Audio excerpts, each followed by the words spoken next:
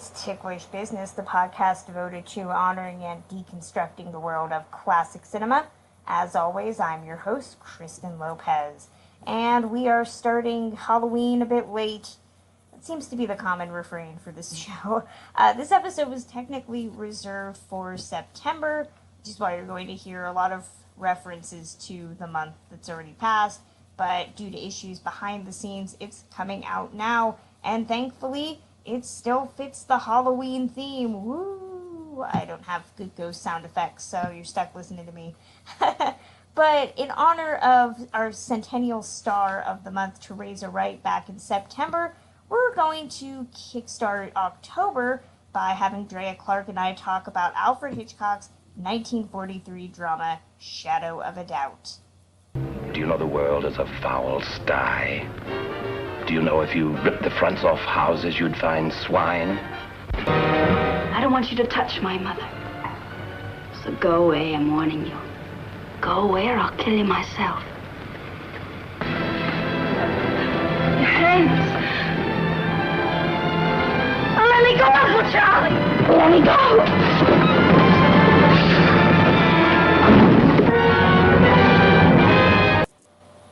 To many people who knew her, Teresa Wright was a sweet, sensitive, down-to-earth person. Utterly unaffected by Hollywood, this beguiling sense of normalcy situated her as the perfect embodiment of the girl next door. And with a career spanning 56 years and nearly 90 titles, Teresa Wright is often forgotten because of how meek and mild her characters were. But that's not to say that she's forgettable. She was the perfect average, but never perfectly average, beauty of the silver screen. For a girl who represented the small town on screen, the woman known as Muriel Teresa Wright was born in one of the biggest cities in the world, Harlem, in New York City, on October 27th of 1918. Her parents separated when she was young, and the little girl moved out of New York and into the suburbs of Maplewood, New Jersey. A return trip to New York in 1936 put the young Muriel on the path to stardom after she watched actress Helen Hayes perform in the Broadway show Victoria Regina. After seeing that grande dame trod the boards, Wright knew she wanted to be an actress, and she started auditioning for the school plays at her local high school. After graduating in 1938, she moved back to New York, dropping her given name of Muriel in favor of her middle name, forever being known as Teresa, that's Teresa, not Teresa, Wright. She made her Broadway debut as an understudy for Dorothy McGuire and then Martha Scott as the doomed character of Emily in Thornton Wilder's landmark drama, Our Town. We'll come back to Thornton later. When Scott left the production to star in the film adaptation, Teresa Wright stepped into the role, the first of many impossibly beautiful small-town girls she'd played throughout her career. The next year, she'd star as Mary Skinner in Life with Father, a role she performed for 2 years. It was during this show that producer Samuel Goldwyn would see her and be enchanted by her, quote, unaffected genuineness. He signed Wright to a 5-year contract with Goldwyn Studios, where she made her film debut as Alexandra Giddens, the daughter of Betty Davis's cruel Regina Giddens and Lillian Hellman's The Little Foxes. Unlike other actresses, Wright demanded specific clauses in her contract with Goldwyn that allowed her to avoid sitting for cheesecake photos or other choreographed publicity opportunities. Teresa Wright wanted to be known for her acting, first and foremost. Oh, I can't explain it, but you came here and Mother's so happy. And I'm glad that she named me after you and that she thinks we're both alike. I think we are, too. I know it. Oh, it would spoil things if you should give me anything. You're a strange girl, Charlie. Why would it spoil things? Because we're not just an uncle and a niece. It's something else. I know you. I know that you don't tell people a lot of things. I don't either. I have a feeling that inside you somewhere there's something nobody knows about. Something nobody knows? Something secret and wonderful, and I'll find it out. In 1941, after the success of her role in The Little Foxes, Wright received the first of 3 Oscar nominations in her career for the role of Alexandra, though she'd lose to Mary Astor in The Great Lie. But she barely had time to catch her breath, as she was quickly placed in a pair of films that would cement her status as an A-list star. Mrs. Miniver, the story of a middle-class British family struggling to live life during World War II, saw Wright play Carol Belden, the sweet daughter-in-law to Greer Garson's title character. She followed that up playing the supportive wife of baseball player Lou Gehrig in The Pride of the Yankees. Both films gave Teresa Oscar nominations, but it was Mrs. Miniver that nabbed her the win. She remains one of just 9 people to be nominated twice in the same category during an Oscar ceremony, and is actually the only performer to have Academy Award nominations for her first 3 films.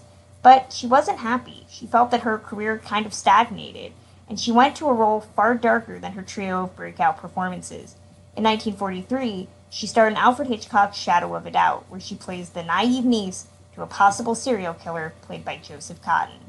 Oh, are you? Charlie. Oh, Yeah, at first I didn't know you. I thought you were sick. Sick? You aren't sick, are you? Look, Pop, here he is. Why, Uncle Charlie, you're not sick. That was the funniest thing. Sick? Me sick? Well, Joe, how are you? Haven't changed a bit. Hi, Charles. You're looking great. Roger. Hello, Aunt. Bet you don't remember me. I remember you sort of. You look different. Shadow of a Doubt was pitched to Alfred Hitchcock by the head of David Selznick's story department, a woman named Margaret MacDonald. Margaret told Hitch about an idea that her husband Gordon had for a story based on the life of notorious serial killer Early Leonard Nelson. Hitchcock was intrigued and sat down with the couple for lunch at the Brown Derby, commissioning Gordon to write an outline for the story that he called Uncle Charlie. Armed with the outline, Hitchcock sought out our town creator Thornton Wilder to write the script. Hitchcock was a fan of the small town as Wilder had envisioned it. The playwright was initially uninterested in writing the story, but an upcoming military tour and an ill sister compelled him to take the job. It said that he and Hitchcock would work in the mornings, leaving the afternoon for Wilder to write, quote, according to his fancy. Another author of small-town nostalgia, Meet Me in St. Louis scribe Sally Benson, also collaborated on the script to inject humor. It's rumored that Wright herself was cast at Wilder's urging, having known the actress through her work as Dorothy McGuire's understudy in Our Town, and her effervescence shines through as young Charlie. For his part, Joseph Cotten was borrowed from Selznick to play the character, and unlike other Hitch productions, everything ran relatively smoothly. Shadow of a Doubt received universal acclaim upon release in 1943, becoming Hitchcock's favorite film, and it's remembered as one of the Master of Suspense's best works. For Teresa Wright, though, things became a bit stickier after she made it. Your mother's been telling me about the Newtons being picked for All-American suckers. What do you know about it? Well, Charlie wasn't here when they came, but really, Charles, way Mr. Graham told it wasn't like snooping at all. It was our duty as citizens. It's something the government wants. Government? Maybe not exactly, but it's for the public good. And when I told him about you and all the places you'd been, he was really interested. Now listen, Emmy, I'll have nothing to do with this. I'm just a visitor here, and my advice to you is to slam the door in his face. Oh, well, I couldn't do that. But you don't have to meet him if you don't want to. Well, I think it'd be kind of exciting. You take your photograph, and then we could have it for nothing. Despite her trio of Oscar nominations and her win, Wright would always be at the mercy of a studio that wanted to control when she could spend time with her family. Teresa Wright took 2 years off, returning in 1946 with one of her best roles in William Wyler's legendary post-war drama The Best Years of Our Lives. Her second child, a daughter, would be born in 1947, and her desire to take time off to be with her family and the frustration of the role she was offered continued to strain her relationship with Samuel Goldwyn. By 1948, the relationship was completely untenable, and Goldwyn publicly ripped up Wright's contract. He called the actress uncooperative, and if you know what that word means to Hollywood actresses, it's kind of a kiss of death. Wright was off the screen for another 2 years, returning in 1950 with the Marlon Brando star The Men. But now taking less money and working for a different studio, her projects lacked the same fire as her earlier works. Films like The Capture, The Steel Trap, and Track of the Cat were all box office failures, though Wright continued to be cited in reviews as the best thing in all of them. By the mid-50s, she jumped onto the burgeoning television bandwagon and nabbed an Emmy nomination in 1957 for her performance in a Playhouse 90 adaptation of The Miracle Worker. She'd secure another Emmy nod in 1960 for the Margaret Bourke-White story, and she'd make one final film appearance in 1997 in the Matt Damon legal drama The Rainmaker. Teresa Wright passed away at the age of 86 in 2005. When we come back, Drea Clark and I will look deeper at Shadow of a Doubt. Husbands who've spent their lives making fortunes, working and working. And then they die and leave their money to their wives, their silly wives. And what do the wives do, these useless women? You see them in the hotels, the best hotels every day by the thousands. Drinking the money, eating the money, losing the money at bridge, playing all day and all night, smelling of money. Proud of their jewelry, but of nothing else. Horrible. Faded, fat, greedy women. But they're alive. They're human beings. Are they? Well, listeners, we are starting a new month, and a new centennial celebration kicks off as we look at the career of Teresa Wright. We decided there were a couple of ways we could do this. Maybe talk about her role in Mrs. Miniver, but then we realized that we had just done a war movie when we did Since You Went Away. Maybe we do Pride of the Yankees, but I'm not really big on baseball. So we went back to the old standby, which is Hitchcock. This podcast really just needs to be a subgenre of Hitchcock-related episodes. So we're talking about 1943's Shadow of a Doubt, and I'm here with one of my regular co-hosts, the wonderful Drea Clark. Drea, how are you? I'm good. How are you? I am doing good. We are recording this with some nice, shiny new technology on your part. Brand new. It is as new as this film is old. I find it a very appropriate juxtaposition. We had some audio issues earlier, so hopefully everything sounds good, or at least it will once it goes through the handy-dandy editing process. But we're not going to let that stop us from discussing Alfred Hitchcock and Shadow of a Doubt. Drea, what is your background with this movie and Hitchcock before we discussed it for this episode? Well, I was a Hitchcock fan growing up because my dad really liked to have me watch the classics, and the classics for him were basically Hitchcock and film noir. So it was a small, narrow window, but it was an appreciated one. So I remember watching this really young and not being into it at all because I couldn't relate to young Charlie. And then I watched it in a Hitchcock-specific course in university, and it was one of those things, once you have your eyes open to the storytelling and cinema language of just how visuals and dialogue and performances and all of the technical decisions build suspense and build a moment. It's one of those films that you appreciate more and more. So I haven't seen it for a few years, and it was really nice going back to it and just revisiting and taking it all in again. What was your prior knowledge of Teresa Wright before talking about this episode? Minimal. I mean, I had seen Mrs. Miniver, and I think that's it. Yeah, my background with Teresa Wright is I know her more as an actor than I do for her films. And that is to say that I'd seen Mrs. Miniver, and I was very taken with her performance in that film. She's definitely one of those actresses that was very unpolished, very, I don't want to say basic, because that implies that there's nothing there, but she doesn't have the artifice of the Hollywood actress, the glamour girl. So I'd seen Mrs. Miniver, and I'd actually read a biography about her after that. And the name escapes me right now of what it is. It's something that's come out within the last 5 years. And it was a fantastic look at a woman who was not really invested in Hollywood and often got opportunities and was often suspended from those opportunities because she wanted to get married, she wanted to have children, she wanted to be a woman, and that didn't work with being a Hollywood star many times. And so it's only been recently that I've gone back and actually looked at her body of work, and even then I still haven't seen some of the bigger films that she's done, stuff like The Little Foxes or Pride of the Yankees. I was going to say, I have seen Pride of the Yankees, and how dare I forget to list that. This is the second Teresa Wright film that I'd seen. This is the second time I've seen this. So I had seen this, I think, last year for the first time ever. And, well, we'll get into it when we start breaking it down, but this was considered Hitchcock's favorite film because he liked bringing menace to a small town.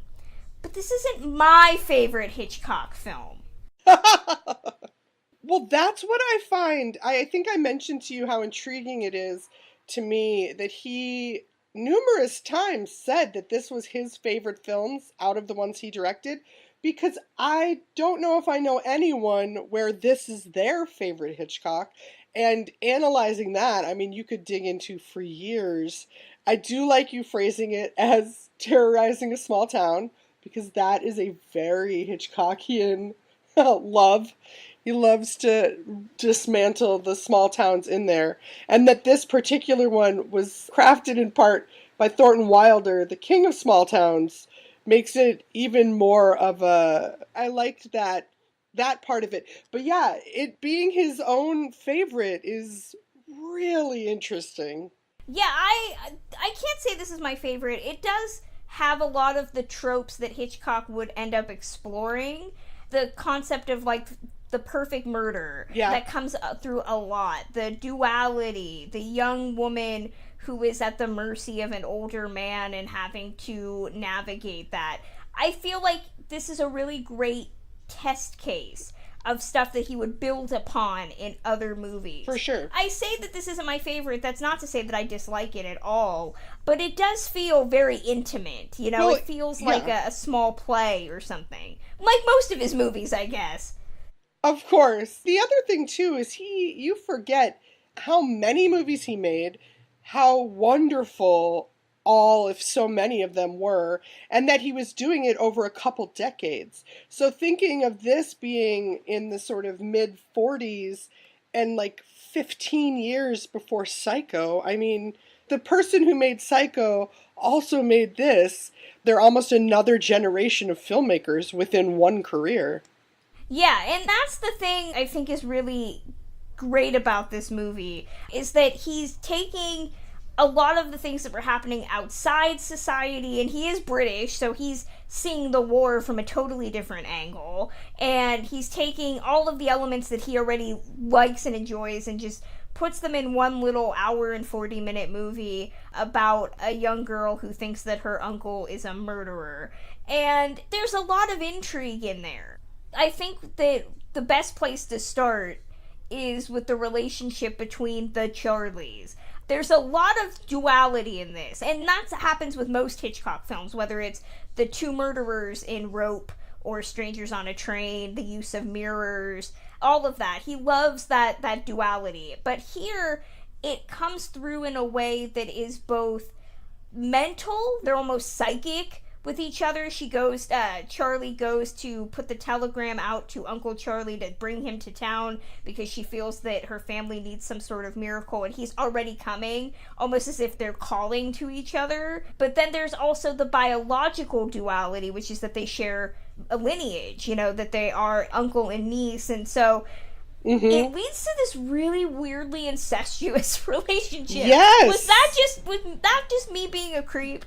No, that was not you being a creep. It's funny, when we talked about Since You Went Away, yes, I mentioned how much I appreciated the restraint they had in that all of Joseph Cotton's scenes in that with the younger Jennifer Jones felt chaste to me. They felt respectful of their age difference, that he was very deferential. Whereas this, there were many times, and that's why I know it was an intentional element that was added. We know Joseph Cotton can have those scenes and not always have that creepiness. Whereas in this, there were several times when they were having discussions or he would touch her hair or something, and I was like, no, shut it down. No, I don't like it. And you get that creepy uncle feeling rather than, oh yeah, that's just a normal, oh yeah. It ratchets up the overall suspense when you have that kind of uncomfortable, quasi-incestuous thread going through. Yeah, I think that there's a lot of... I actually wrote in my notes, so I'm glad I'm not the only one that thought of Since You Went Away, because in that episode, in that movie, I brought up how it was a little creepy, because I think Jennifer Jones plays that role so childlike. Right. She's overwrought. She's very immature until the middle part of the movie. Here, Teresa Wright, we're never really clear what her age is, but I think alluding to the fact that she's over 18, but she's still an adult. She acts like an adult. And their relationship is treated as an adult entanglement. He buys her a ring. She's happy that the girls that are walking down the street with them are jealous. They think she has this new beau. They really sell it as a relationship, and I think it's something that had to be intentional a couple years ago, if anybody saw the film Stoker. Oh, yeah. Yeah, it's very much a continuation of Shadow of a Doubt. Mm-hmm. And so watching this, I was watching the interactions between Joseph Cotten and Teresa Wright, and I was like, I don't have a problem with this like I do since she went away. I think Hitchcock's actually, and Hitchcock is one of those, he is weirdly perverse in sexuality. Yes. And here, it's all really restrained, but there is some heat to it. Well, and Hitchcock's perversion, his sexuality has so much to do with control, which, you know, knowing what we know about him as a director and what his leading ladies went through with him, it comes out loud and clear in these things. But the idea, like you're talking about, that this uncle would want to court jealousy from outsiders in his behaviors towards his niece, or that he has a strange territorialness when she does have a love interest that comes into play. And on one hand, it's because that person also represents threat towards him. But on the other hand, it's still unnecessarily tied to something that's outside of his criminal acts, that's more about his relationship, about his ownership over his niece, over this young woman in his life. And yeah, it's very intentional and squirm-inducing, and it's consistent. And I do think, like you were saying, the dual poles of things, that there's something about Uncle Charlie, who is just this person rigidly trying to gain control over situations, and this young girl who's learning to control and learning to like own the power that's given to her.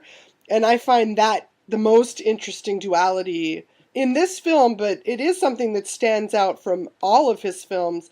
And I wonder if it's one of the reasons that he liked it so much. When you brought up the MacDonald Carey character who plays Jack, the cop, the detective that comes to the town, this is set in Santa Rosa, California, and he kind of ingratiates himself with Charlie in order to get her to turn over her uncle, and their relationship is incredibly chaste. It's downright asexual. They don't even go on anything, I think, that passes for a date. She discovers in a very abrupt cut, like 1 minute they're out doing something and the next she's sitting down, she's like, "You're a detective." And I'm like, wait, where's the middle to this conversation? It just transitioned. But their relationship is incredibly asexual. And the movie ends with them united, but I'm never believing that's a relationship that's gonna last. They're more friendly, I think, than anything else.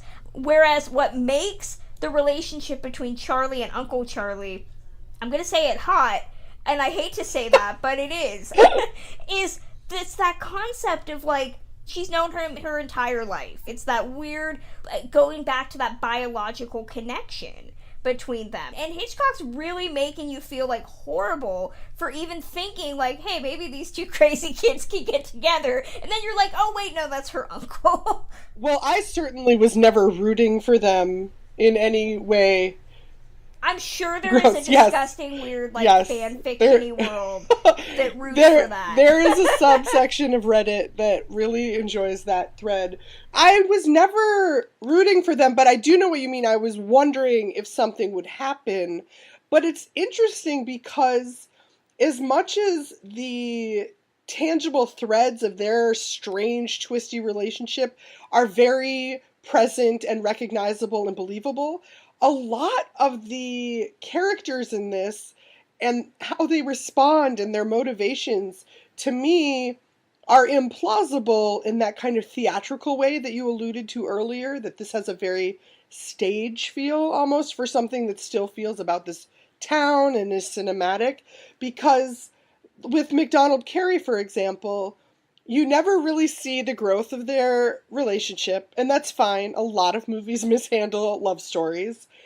But to me, it was to the point, I just kind of assumed for most of it, he was only flirting with her or saying anything so he could get information out of her. So when she started turning to him for support, and then when they kind of say, oh, we're together, it's going to continue, I was kind of flabbergasted, like, oh, wait, I thought one of you was getting played, but you're both sort of in this. And that kind of thing, to me, registered as unbelievable as the fact that her sweet parents, who raised this very bright and aware girl, are somehow both so clueless about the realities of the brother-in-law's character, and that the mother is the root of why young Charlie wants to work so hard to protect Uncle Charlie for her mother's sake rather than to save him. And it's that strange, and I didn't always believe that that's how it would go down in real life, but I was still immersed in this world, so I was fine with it for story purposes. Yeah, you brought up the parents and the fact that one of the, I think, things that I'm really, maybe because I've seen other Hitchcock films before this, there's not a real sense of ambiguity with Uncle Charlie at a certain point, especially compared to something like maybe Suspicion, where the entire movie you're wondering whether Cary Grant's character is supposed to be evil or not. And we haven't talked about Suspicion, but if we ever get to it, I have so many problems with that movie. But you mentioned that there is suspense throughout, that you think that it's pretty evident that Uncle Charlie is guilty. Immediately. I mean, from the minute we see him laying there and he's looking out for the people looking for him, even before I know that the people looking for him are cops, I'm like, oh, this guy's a bad guy. And then we see him fleeing town, and in this suspicious manner where he's locked himself in a private cabin as a sickly person, and his fake limp, his Kaiser Soze moment coming out of the train. Like, it's kind of amazing that there's, to me, no attempt to do the red herring of, ooh, maybe he is, that's not what this story is about. It's not trying to get the viewer to wonder if, oh, maybe she's crazy and he is okay. Or we kind of know from the word go that Uncle Charlie is a sketchy individual. And so it's seeing the depths of it, like when we reveal, oh, what he did. Oh, it's not just he robbed a lemonade stand. He's got some murder behind him. It's learning his criminal acts, but you always know he's a bad guy, and so you're always wondering, when will young Charlie figure it out, and how much risk will that put her at? So the piecemealing is a really interesting way to come into a mystery, because, so often these stories start at a totally different point. Well, I think the thing that separates this from other Hitchcock films is that there isn't a lot of grand moments. You know how you see certain movies where it's about a child trying to convince adults of something, and they've usually witnessed something, or there's a series of events of things that are obviously proof of this person's evil, and then the child goes to tell them, and for some reason the adult gets to kind of poo-poo it away. That doesn't happen here. We don't see Uncle Charlie murder anybody once he's in Santa Rosa. There's nothing on Charlie's end that would give her suspicion that he is bad. And really, I think some of the suspicion that she crafts is a bit silly. The newspaper. She, hones in on the newspaper in his pocket. Oh, yeah. So, backstory. I gotta give backstory on this. He's reading the newspaper. He notices that there's an article about him in the paper. And so, in order to get rid of it, he entices the youngest sister, Anne, to come watch him make a house out of the newspaper. And then everybody is immediately like, that's Father's paper. How dare you? And, all three children, Anne, the little brother, and Charlie are like, oh my God, scandalous, the paper, whatever will we do? Father's gonna beat us because we let you rip up this paper. And so they're immediately suspicious. They're like, there was something in the paper you didn't want him to say. What is with this paper, you guys? I mean, is it the Holy Grail? Yeah. Their response to the paper is exactly one of those moments I'm referring to, and I was like, yeah, that's not really how humans act or behave. But it's more, oh, are you giving us a big clue that we all need to know? And yes, so I'm like, okay, I'll just go with it. Nobody talks like that, and those kids wouldn't freak out like that, because to them, it's an adult, and so he can do what he wants, but what do you do? Exactly, yeah. So some of the building of tension really does come from just very small seeds of doubt as opposed to a grander thing. I believe you mean shadows of doubt. I was trying to avoid the bingo of using a phrase that is actually the title. True. I did want to bring up how both Joseph Cotten and Teresa Wright kind of approach the dual Charlies. I know when we talked about Since You Went Away, I said Joseph Cotten, he's not really for me. He's still not really for me here, but there is this kind of smugness to him. He plays the role very nice and charming, but he's not ebullient like he was as Tony in Since You Went Away. Whereas Teresa Wright is very peppy, but she's not annoying. She's not Jennifer Jones just like falling over his feet and acting very melodramatic. Again, it's like watching two very natural people act naturally with each other. Yes.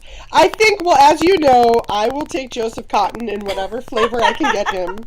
So this one worked for me. But again, it was nice having that juxtaposition of Since You Went Away for this sort of uncle outside character, because the charm that he's putting forth in Shadow of a Doubt is a very different timbre. There's something about his performance that makes me appreciate him as an actor because it's much more calculated. I feel for someone that's in the position that he is in, he's on the lam, he's trying to set up roots and live this sort of comfortable small town life of money that maybe he's always dreamed of, that he does not put on the charm in the way that you think a con man would. It's more, he's probably a decent criminal, but it's not always on, if that makes sense. Like, he's not slick with it, which makes it a little more human feeling. It's a little messier, his being able to turn the charm on and off. But I think we had briefly talked about there's something in this film that it's not always the way how people react, but both Teresa Wright and Joseph Cotten have performance elements, especially in longer takes, where they will do these ginormous tonal shifts of an emotional reading in a scene. So that, especially at the beginning, she would have long scenes where she was very dour and then pep up just sort of within a thing. And you're like, I've never seen anybody's emotions do a 180 like that in one shot, but it fits within this world. And he has this one, it's a menacing shot where he's talking about the uselessness of wheezing widows and how they're just out there taking up air, basically. And it's so dark and horrifying, and you would never say it at a family dinner table. And at the end of it, he kind of catches himself and is like, all right, so what's now? And this is, again, in another huge 180. And I liked that if only one of them had made that choice as an actor, I would question it, and I wondered where that was coming from. But because they both are, with that duality, there's something of, oh, that is in this world. That's part of the language that's being set in this film. Yeah, I mean, compared to Tony, who, he's a lady killer in the sense that he's got a girl in every port, and, you're definitely believing that he's a guy that is probably going to snake your woman, but he's not going to murder her. He just doesn't seem to have it in him. Here, though, and I think it's what's great that this and Since You Went Away are only a year apart, is that his performance is not showy. He's not Patrick Bateman, where it's just like mugging and all of that. It's more subtle. You brought up the speech when he's talking about the widows and how he's a total misogynist. But then he's got this ability to be what everybody wants him to be in the house. He's the fun playmate for the younger kids. He's the guy that Charlie would want to find in another man who is not related to her. To his sister, he's the dutiful little brother. He conforms to each person. And I think if you look at who else was considered for this role, Alfred Hitchcock wanted William Powell, but he couldn't get him loaned out from MGM. And he also thought about Cary Grant. Joseph Cotten was kind of like a third choice. And I can't see either one of those two actors being this character. Could you?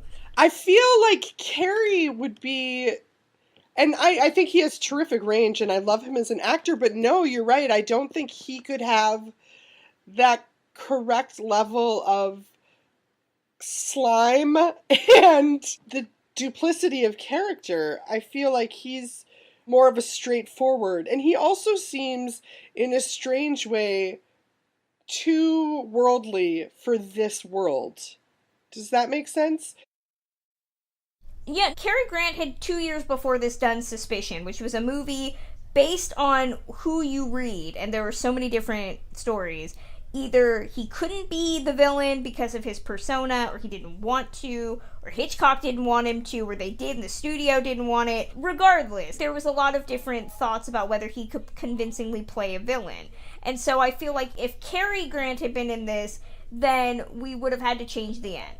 And also, yeah, he's got that whole mid-Atlantic, refined, polished quality. You know, you have to believe that Uncle Charlie is like living hand to mouth. If he wasn't murdering women, he'd be the guy who's struggling. Cary Grant doesn't look like he's struggling, ever. Even when he plays a character that's right. Well, and I think the difference is we need to think that Uncle Charlie is originally from a place like this, as, you know, that's where his sister ended up, that's where he has his roots, and would be coming back to it from a city, whereas Cary Grant, even when he was down on his luck in films, never seemed it. Yeah, I agree, and I think the ending would be tricky too. And William Powell would be too sexy. It really just would. Well, and William Powell in the 40s was not William Powell True. in the 30s. This isn't. But it's this still isn't after robbery. My Man Godfrey. I mean, it's... Right. And I think the same problem you have with Cary Grant, you have with William Powell. There's too much of a refinement to him. Yeah, definitely. This is a guy that you feel like, she says, I would think that he wouldn't be happy in this world. He thought everybody was horrible.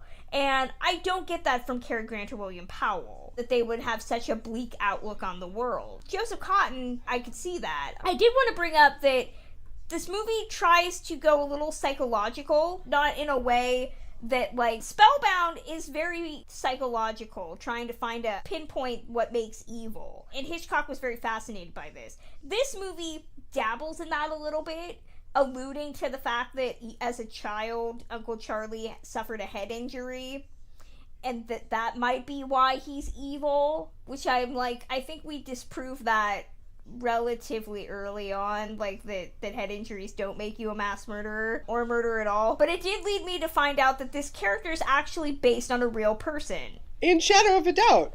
Yes, yeah, in Shadow of a Doubt, Uncle Charlie was quote-unquote inspired by a real person named Early Leonard Nelson, a.k.a. the Gorilla Man.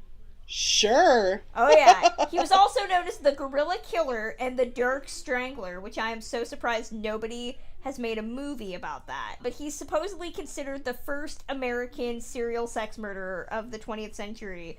And go to his Wikipedia page. It's horrible. But if you're a true crime person, you're gonna, like, eat this up. Supposedly he was into necrophilia and did horrible, horrible things. Had this whole, like, Pentecostal upbringing and was really weird as a child and suffered head injuries in a bicycle accident and committed all sorts of, like, horrific crimes before moving to Canada and committing crimes there, and then was executed at the age of 30. So, again, very weird life, but he was the real inspiration for Uncle Charlie, and I'm just thinking, Uncle Charlie just killed some women, but now I'm wondering if he did worse and we just aren't told that. Well, like I said, that wouldn't surprise me, because when they first reveal about the Merry Widow killer... Yeah, the Merry Widow murderer is what he's referred to as. That when we hear that it's murder, it's not just robbery, it's not just whatever, that there's this thing of, that each revelation is darker and worse, and so that this could just keep going. I mean, yeah, it does have this thing, and there is really something soulless about his performance that is not just the con man that's out for money, the whatever, but his casualness of recurring threats to his niece under his sister's roof. Do you know what I mean? That there's something about that. It's not just that kind of malicious, the villain that wants to get away with things or wants to... There's a soullessness to this character. Well, and every one of Hitchcock's villains, I mean, as he would get more involved in his filming from the 50s, 60s, up until Frenzy, sexual violence plays a very heavy hand in his work. And I think it starts here with the whole concept of these parents have 2 small children as well as a teenage young adult woman living under their roof, and he's just slowly getting into their minds. And what does that mean? I mean, you have to think it's coding about something even more nefarious. And there's actually a ton of stuff written about vampires and Uncle Charlie. Yeah. Supposedly there are several stories about Dracula in references to vampires. Some of them are a little thin, but according to IMDb, Uncle Charlie comes from Pennsylvania, Transylvania. Oh, Uncle right. Charlie uses the line that the same blood runs through our veins. That's from Dracula, when Dracula says that to Mina when he and Van Helsing have this kind of battle of wills to prove he has power over her. The telepathic communication, right, much like Mina and Dracula. Uncle Charlie is, spoiler alert, killed on the train returning east, much like Dracula is returning east when he dies. So there's a ton of stuff. The opening of the movie, Uncle Charlie's lying on the bed with his arms folded. Yes. Yeah. So I didn't know any of this. Okay. And that is fascinating. Yeah, I'm so interested. I didn't think of any of that. Exactly. Yeah. All of those elements completely check out in terms of being in this. Yeah. And I think all of that leads to something, just the creation of vampires, this foreign other. Uncle Charlie is a foreign other in the sense that he's from the U.S. and he's from that type of small town, but he's not a resident of Santa Rosa. People don't know him. He is this invader. And I think it's worth segueing and talking about the war, because by 43, we were, just like when we talked about Since You Went Away, we were mired in the war. The war had been going on for so long, it was just something we were used to. But I think what Hitchcock is alluding to would become far stronger in the next decade with UAC, which is that the concept of ingrained, not terrorism, but just this concept of like, the people you think you know. He's American. He's got an American accent. There's nothing controversial about him, but you don't know him. We don't know what he's really doing. And I think that he really represents, we saw in the 80s with the Russians, there's American sleeper agents who are really Russian spies infiltrating. And I want to say that in the 40s with the Nazis, there was this concept of American-esque Nazi infiltrators, that fear. And I think that he really plays into that idea that somebody can become radicalized, whether through a head injury or something else, but they just become this completely different person. Oh, of course. Well, I think that there's something larger about... I really like the idea of this tying into the war, because I hadn't thought about that perspective. But there's something to me that comes up in this that I see sort of throughout American cinema, which is that small towns, and not just American cinema, but kind of the American general ethos, but that small towns are the real America, and that's where real Americans live, and they live real, honest lives, and that people in the cities, which are typically peopled with more othered, those are where threat comes from. And that there's these safe havens of small towns, and that the only badness is coming to them from the outside, from the cities, and then everything that the cities imply, which is either the foreignness that gets into the cities, and, this is a super white town, so that this would cast into all of that. But yeah, there's something that continues to this day of that real America is these small pockets, which is always funny when you think of how most of America actually lives in the cities. But it's an interesting cinema choice in terms of giving another kind of other, and villain making, even more than a blow to the head, is his time in the cities, and exacerbated by this wartime setting. Yeah, and I think it's important that he's a murderer, but he's murdered outside, in Philadelphia. He comes to this small town, and really what he's spreading is far more amorphous. Cynicism, pessimism, misogyny. He gaslights Charlie. He tells the father that his job's not good enough. he makes the mom a bit rude and entitled, and they're kind of sniping at each other. That's what he's bringing. He's this kind of virus who's spreading just the stuff that supposedly small towns were isolated from. And I think that that's really telling. The concept that small towns were fortunate to isolate themselves from the war. By extension, issues with racism and issues with feminism and growing poverty, stuff like that. The concept of a small town is that you don't deal with that stuff. You move away from that, so you get away from the crime and the filth and all of that. But that's what Uncle Charlie brings, which is saying that can't be kept out. Exactly. Well, looking at it from the end, I'm interested in what you think of the choice of the ending and young Charlie's choice throughout to, in that small town way, and like you said, that the isolation would keep an accountability from coming in, because even the police sort of go along with her. Instead of making a move or making whatever, her priority is keeping her mother in the dark and keeping their family clean and not touched by this, rather than finding accountability or closure for the families that he had killed people in, and that sort of never in question is a great showcase of how this small town perspective has permeated everything about young Charlie, that it's never questioned. Even the cops, they want some of it, but their whole thing is absurd. The idea that this young girl would be kind of calling the shots for them in a certain way, and that who knows what jurisdiction they're supposed to be a part of, that they ended up there.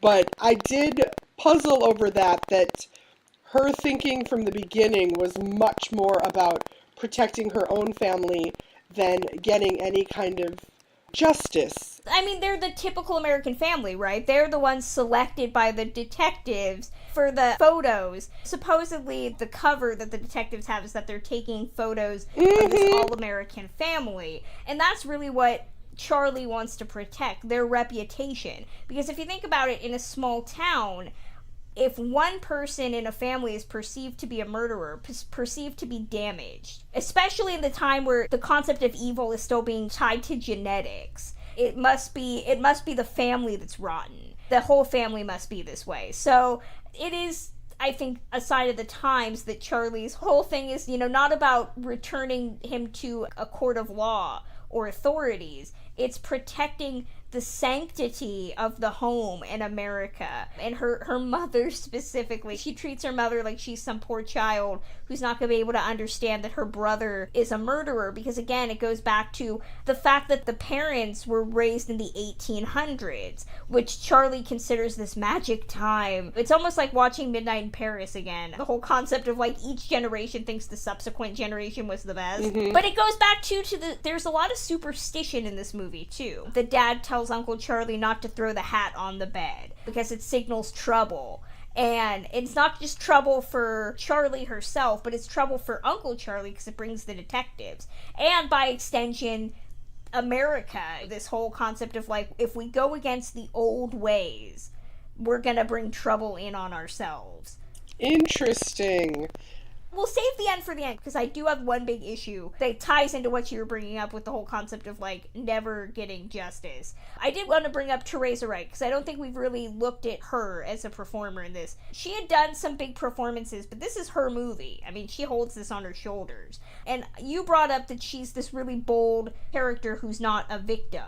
Yeah, I think that there's something about having a girl, especially in 1943, having a female lead that's not entirely a romantic lead, but a more independent character. She's not just not following in the domestic footsteps of her mother, but she's kind of positions herself above her mother in terms of strength or personal power in this wanting to protect her. And she sets things in motion. She's living this rich life. And I love that. I think you mentioned earlier that Teresa Wright has a kind of refreshing, especially for this time, an unmannered performance that still managed to have the stylistic flourishes that Hitchcock brings out in people and is definitely in the sort of long shots I was talking about. But she's so comfortable in every moment on screen, and she has to, because there are pretty much everything that's set into place is because she's pushing things in place. And you can tell a timid performer a mile away, and this is someone who's in there and owning the space and keeping things moving. And I loved the boldness of Charlie, that she wants to bring him in, she wants to shake things up, she wants her world to be bigger and different, and then when it is, instead of retreating or turning to her parents to fix it, she confronts that as head on as she does her boredom at the beginning. Yeah, she's a classy young woman, but she's never a damsel. And I think what I love is that Uncle Charlie brings cynicism, but what it brings to her is this opening of the eyes, almost, that she's able to see past what other people see about him. So, like, when she almost dies in the garage, and they pull her out, and he looks down at her, and he wants to help her, and she just says, "Go away." Yes! And it really hurts him more than I think anything else, because for once, she's not pleased to see him. She's not happy. She's not peppy. She's a realist. She's a pragmatist. And it's worth bringing up that Hitch wanted this to either go to Joan Fontaine or Olivia de Havilland. Oh! I don't think you could have gotten the guile, the naturalness from two very highly polished actresses by that point. And I think they also wouldn't have the same, you mentioned her kind of nebulous age. I thought that was such an intentional thing that first you assume she must be kind of young. She lives at home and her brother and sister are so young that, there wouldn't be that much of a gap, but she's also assured enough and feminine enough that the sexuality and the flirtation with MacDonald Carey, those things also fit. Olivia de Havilland, I don't know if I would have that kind of ambiguous age from her. She would either seem like a woman in the house or not. Do you know what I mean? Yeah, the lovers angle, I think, would have been far more pronounced. You brought up my big plot hole with this movie, which is, when did these parents have these children? Oh, yeah. No, the parents are like 70 years old. Yeah. Exactly, yeah. Her parents are about as old as the parents, if anybody's seen A Date with Judy.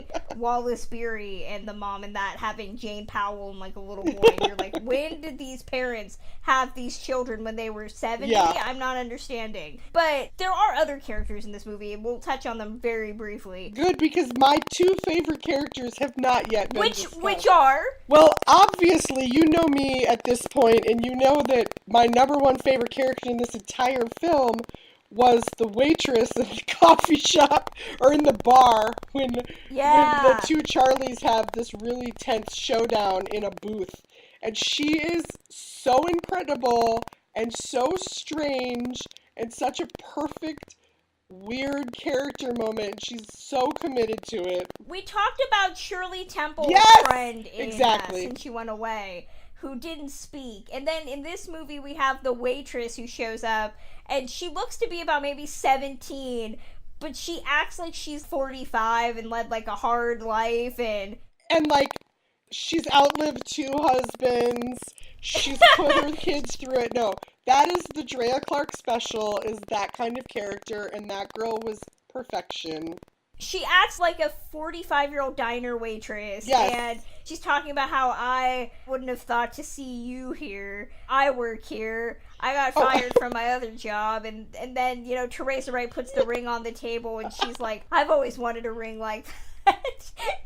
It's amazing. And she has this monotone, but it's a good performance. It's almost that speech pattern of someone who doesn't know how to deliver lines, except for it's elevated just enough. You're like, oh no, that's a character. And then the second one, again, knowing me, Hume Cronin and the weirdo neighbor who comes by. In his film debut, too. That I know. For a minute, I didn't recognize him, and I was like, is that? It's gotta be. No one else has that profile. And it was. And I loved, it was something that added to the overall texture of the suspense and the moments of absurdity were his character, who's the neighbor and the friend of the father, and they would get into several of these ongoing discussions of, again, talking about Hitchcock, Strangers on a Train, of how you would murder someone to get away with it, that they were very matter-of-fact about it. It was this great just gallows humor that I enjoyed, and that he also foiled one of Uncle Charlie's plans, the sort of poisoning in the car, or the exhaust of the car, to poison young Charlie, and saved her inadvertently. But I just think he's great, and was such a great quirky little inclusion that both allowed that kind of language to be happening and to be talking about murder on a whole other level, or talking about threat on a whole other level. But it also is a nice way of building out this world, of giving them neighbors, of giving them the people to interact with, and kind of mix it up. Yeah, Hume Cronin is Herbie.